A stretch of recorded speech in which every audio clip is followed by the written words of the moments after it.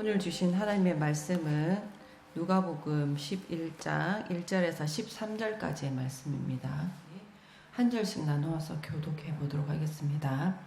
예수께서 한 곳에서 기도하시고 마치심에 제자 중 하나가 여짜오되 주여, 요한이 자기 제자들에게 기도를 가르친 것 같이 우리에게도 가르쳐 주옵소서.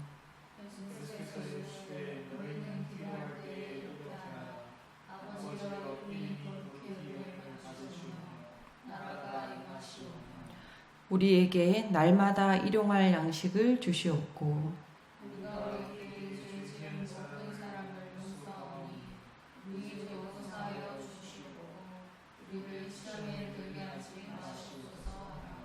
또 이르시되 너희 중에 누가 벗이 있는데 밤중에 그에게 가서 말하기를 벗이여 떡 3덩이를 내게 구워달라.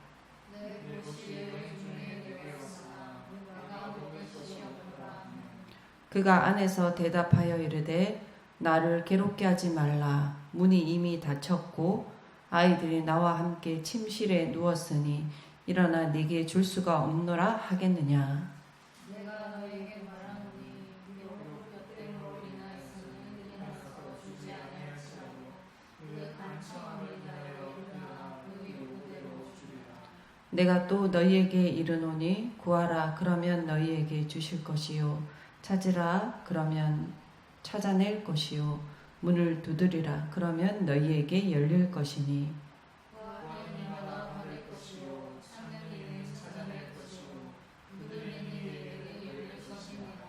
너희 중에 아버지 된 자로서 누가 아들이 생선을 달라 하는데 생선 대신에 뱀을 주며 다 같이요 너희가 악할지라도 좋은 것을 자식에게 줄 줄 알거든 하물며 너희 하늘 아버지께서 구하는 자에게 성령을 주시지 않겠느냐 하시니라. 아멘.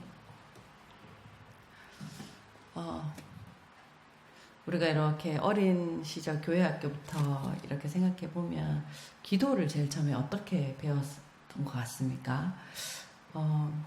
우리는 자라면서 참 많은 기도의 방법들을 배웠죠. 제가 어렸을 때는 두 손을 예쁘게 모으고 눈을 감고 이러한 기도의 모양을 배웠던 것 같습니다. 청소년기에는 이렇게 수련회 같은 데 가면 뜨겁게 목청을 높이는 그런 통성기도를 배웠고 또 신학교에 가서는 이 잠잠히 주님의 임재를 바라보는 그러한 관상기도를 배웠습니다. 그렇게 기도의 형태에는 익숙해졌지만 이 정작 기도를 시작할 때 던지는 첫 단어 하나님 아버지라는 이 이름은 사실 너무 오랫동안 당연히 그렇게 기도는 시작해야 된다라는 어떠한 첫 가르침에서부터 지금까지 절대 그거 외에는 하면 안 된다라는 그러한 어떤 생각으로 당연하게 그렇게 불러오기도 하고 물론 의미를 새기기도 했지만 그렇게 왔던 것 같습니다. 매주 우리가 주일 예배를 이렇게 마치고 주기도문을 함께 고백하잖아요.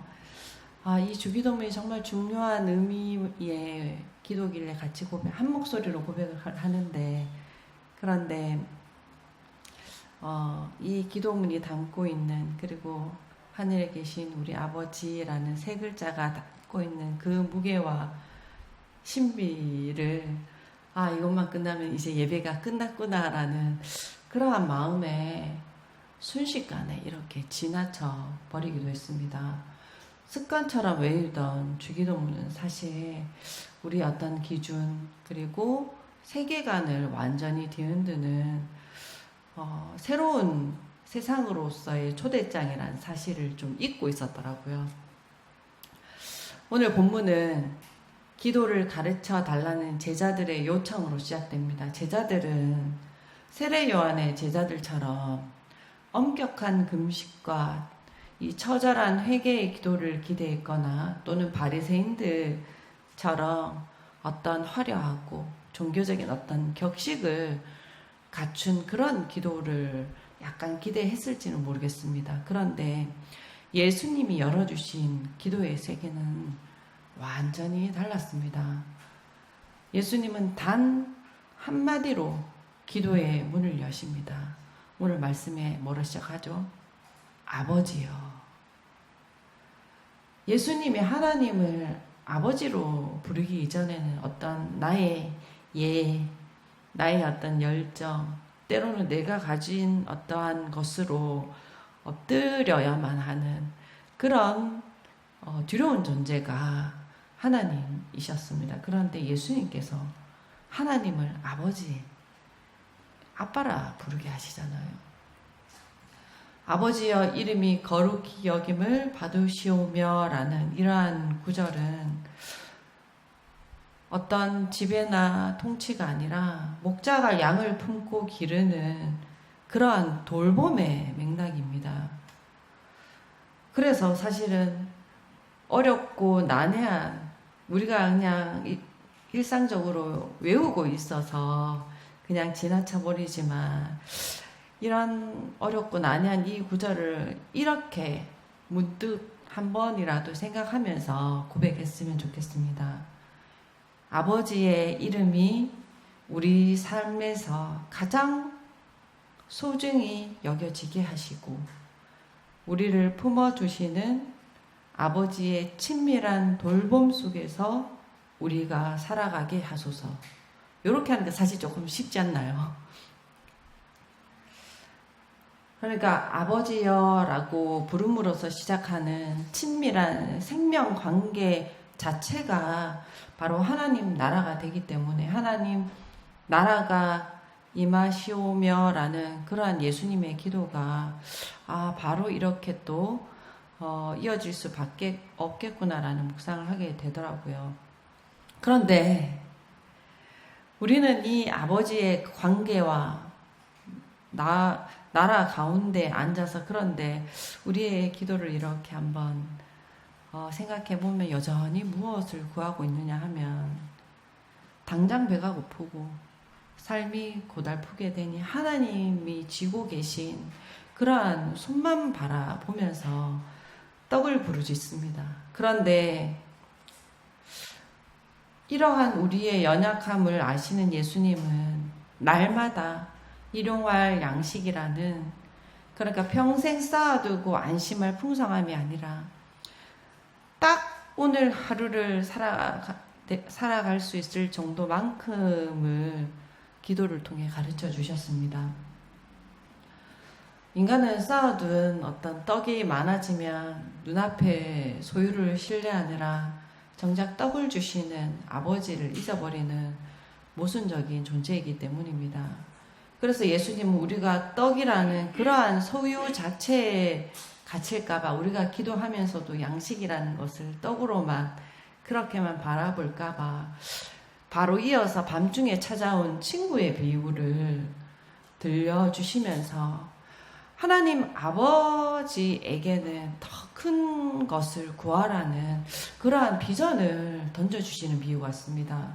본문 5절을 보시면 예수님은 이렇게 말씀하시죠. 한밤중에 친구를 찾아가서 떡 3덩이만 구워달라고 이 부끄럼 없이 당당하게 문을 두드리는 그러한 비유를 시작하십니다. 그런데 여기에서 중요한 것은 뭐냐면 우리는 늘 기도하는 가운데 은연중에 뭔가 하늘에서 만나가 뚝 떨어지는 기적의 음식만을 바라지만 그러한 순간을 막 사실 기대하지만 예수님께서 비유를 통해 보여주신 떡이라는 것은 굉장히 뭔가 이렇게 끈적끈적한 관계 속에서 구워오는 떡입니다. 게다가 내가 배고파서가 아니라 밤중에 찾아온 또 다른 벗을 대접하기 위해서 구하는 떡입니다. 예수님은 이 비유를 통해서 어쩌면 뭔가 이렇게 가지려고 하는 소유에 젖어 있는 우리의 생각들을 완전히 깨주시는 것 같습니다. 왜냐하면 우리는 살면서 늘 무언가가 부족합니다. 당장 눈앞에 어떤 결핍 때문에 밤중에 이웃의 문을 쿵쿵 두드리는 그런 비유 속 사람처럼 하나님 앞에 나아가 이 문제 좀 해결해 주십시오. 그러니까 그게 떡덩이 좀 주십시오라고 이렇게 간청하잖아요. 그런데 한번 이렇게 쭉 이렇게 곰곰이 이렇게 생각해 보면 우리가 그토록 밤새 울면서 간청해서 얻어낸 세상의 새 떡덩이는 결국 어떻게 되었는가 라고 했을 때 결국은 먹어서 형체도 없이 사라졌다는 것입니다. 그러니까 돈도 어쩌면 건강도 세상의 성공도 응답받아서 어쨌든 내 손에 쥐어지는 순간부터 서서히 먹어서 소화돼서 사라지는 유한한 것들이라는 것입니다. 예수님은 그렇게 뭔가 풍성함이 아니라 일용할 양식으로 일상을 살아갈 때 필요한 소유의 정도를 딱 정해주셨습니다. 그리고 주기도문은 우리에게 죄 지은 모든 사람을 용서하는 용서와 그리고 죄의 사함과 시험에 들게 하지 마옵시길 강구하는 기도로 이어지죠. 정말 인간의 모순과 한계와 연약함을 고백하게 하는 기도입니다. 우리는 너무 생각하면 할수록 늘 모순적이라서 참 떡이 많으면 교만해지고 없으면 참 낙심하는 그런 존재잖아요. 날마다 죄를 짓고 시험에 들면 스스로 헤어나올 힘이 없어서 그대로 끝날 수밖에 없는 연약한 존재들입니다. 그래서 우리는 누구보다 무엇보다도 성령이 절대적으로 필요합니다. 오늘 가장 중요한 13절의 말씀을 먼저 당겨오면 하나님 아버지가 자녀에게 진짜 주고 싶으셨던 선물이 바로 이것입니다. 성령. 눈에 보이는 떡의 형체는 사라지지만 그런데 그 떡을 통해서 아버지를 향한 신뢰가 남고 또 내일을 염려하지 않는 그러한 평안이 남고 내게 주신 일용할 양식에 자족할 수 있는 삶의 힘이 남게 하시는 것, 그것이 바로 하늘 아버지가 주시는 성령의 선물입니다. 그러니까 아버지라 이렇게 시작하면서 부르면서 예수님이 가르쳐 주신 기도를 하게 되면 정말 성령이 필요한 존재임을 깨닫게 되는 기도가 예수님이 가르쳐 주신 기도입니다. 저는 이제 5월 이렇게 가정의 달을 생각하면서 오늘 이 본문을 보면 이렇게 묵상하면서 예수님이 기도를 가르치시면서 아주 흥미롭게도 관계의 변화를 주목하게 하시더라고요. 처음에는 밤중에 찾아온 친구 관계, 벗의 관계로 시작하셨다가 이어서 자식에게 좋은 것을 줄 줄 아는 그러한 육신의 아버지로 이렇게 관계로 옮겨가시더니 마침내는 이렇게 온 우주를 품으신 하늘 아버지의 관계로 우리를 데려가십니다.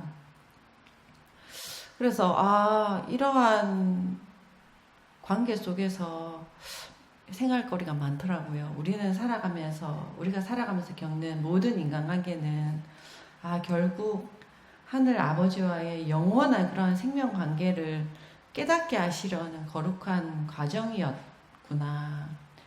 세상의 우정은 따뜻하지만 때때로 귀찮은 거 한계가 있더라고요. 육신의 부모는 당연히 우리를 사랑하지만 부모님 또한 인간이기에 때로는 불완전하고 때로는 상처를 남기기도 합니다. 우리가 사람에게 그래서 실망하고 관계 속에서 어떤 결핍을 느끼는 이유는 세상의 그 어떤 인간관계도 나를 온전히 채울 수 없음을 깨닫게 되잖아요. 이것은 그러니까 하나님 아버지의 품을 바라보게 하시려는 그러한 하나님의 그러한 섭리가 있더라고요.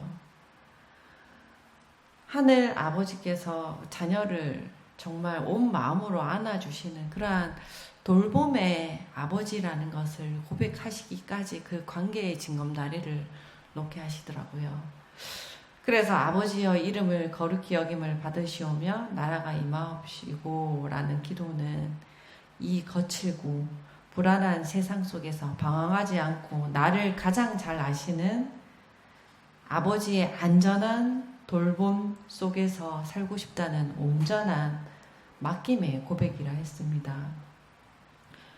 우리는 순간순간 떡만 찾아 헤매는 그러한 기도만 하고 있었는데 사실 예수님이 가르쳐주신 이 기도는 이미 준비된 하늘 아버지로서의 집으로 그리고 창조자의 마음으로 초대받아 그 돌봄을 온전히 누리는 그러한 잔치가 있다는 것을 열어주시는 그런 문과 같은 기도입니다. 그런데 너무 좋은데 분명한 것은 뭐냐면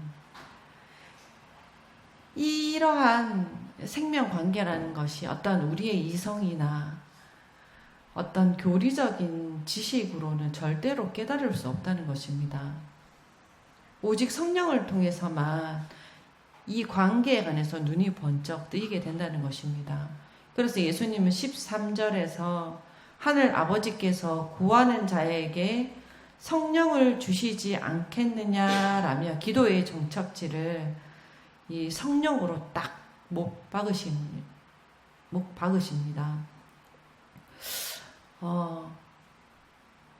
인간은 계속해서 말하지만 너무나도 연약하잖아요. 뭔가 많으면 일이 잘 풀리면 교만해지고 뭔가 없어지고 뭔가 부족하면 낙심하게 됩니다. 날마다 죄의 먼지가 쌓이고 삶의 시험에 한번 잘못 빠져들면 어이없이 져버리고 때로는 그냥 끝나버리는 그런 한계투성이의 존재가 바로 우리들이잖아요. 그래서 우리들에게는 무엇보다 성령이라는 일용할 양식이 매일 절대적으로 필요합니다. 이 성령의 능력을 빌립보서 4장 13절에 사도 바울도 함께 고백하고 있더라고요. 내게 능력 주시는 자 안에서 내가 모든 것을 할 수 있느니라. 바울이 말한 이 능력이라는 것이 바로 성령의 능력이잖아요. 그런데 이 성령의 능력은 어떤 환경을 뜯어고치는 초능력이 아니라 배고픔과 배고픔, 또 풍부와 궁핍, 어떤 형편에서도 하늘 아버지를 신뢰하며 내가 하나님의 자녀 된다라는 그러한 존엄을 지켜낸 그러한 자족의 능력이었습니다. 우리가 성령을 구할 때 성령님은 우리 마음에 수시로 번지는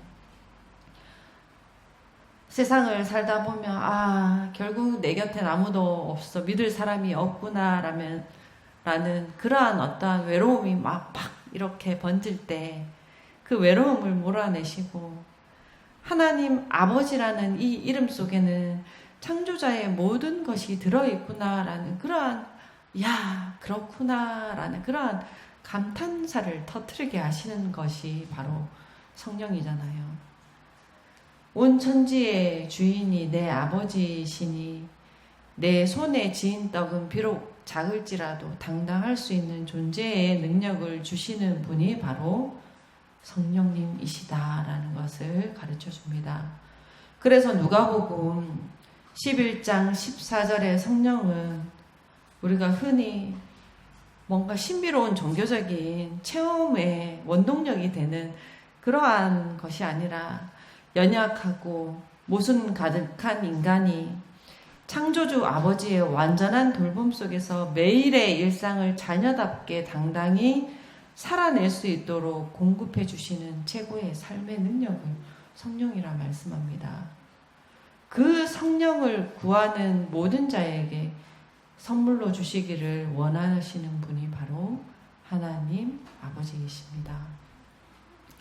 오늘 말씀을 통해서 예수님께서 진짜 어떤 기도를 우리들에게 두셨는지 한번 이렇게 생각하게 되죠. 기도의 자리에 나아가서 무릎을 딱 꿇는 순간에 이미 온 천지를 품으신 하나님 아버지의 집, 그리고 그 사랑의 다스림과 돌봄 속에서 내가 안겨 있음을 그저 누릴 수 있는 시간이 바로 기도의 시간입니다.